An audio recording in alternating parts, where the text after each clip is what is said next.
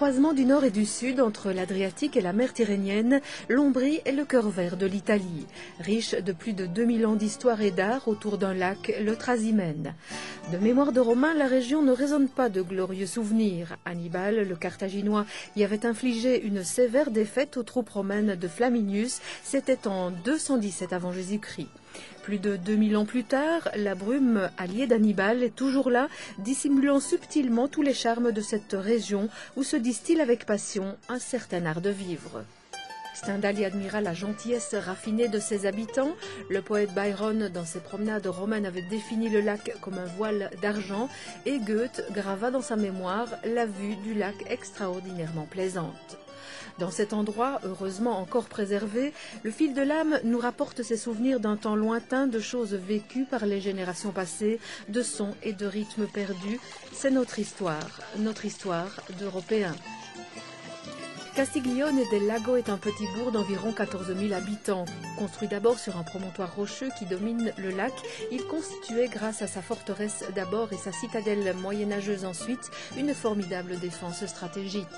La forteresse du Lion a un plan pentagonal avec 4 tours d'angle et un donjon à section triangulaire.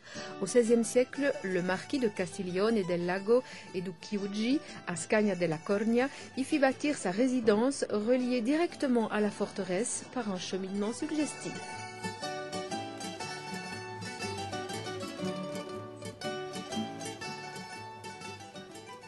On a beaucoup de petits villages autour.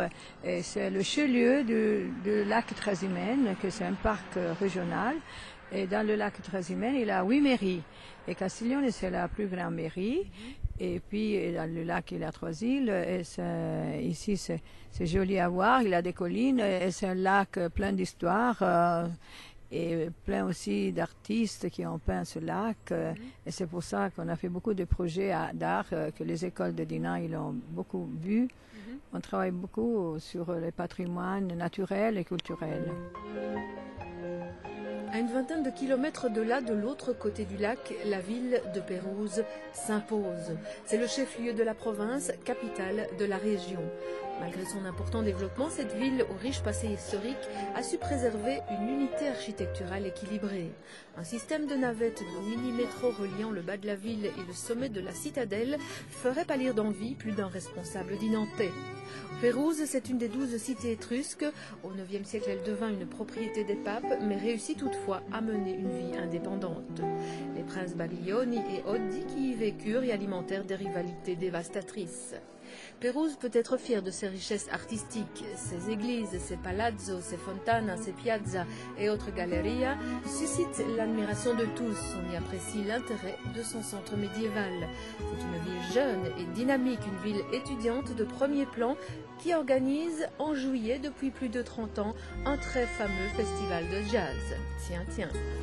C'est la ville du peintre Perugin, du mathématicien Danti et de l'architecte Alessi. Et pour couronner le tout, c'est aussi un haut lieu du chocolat en Italie.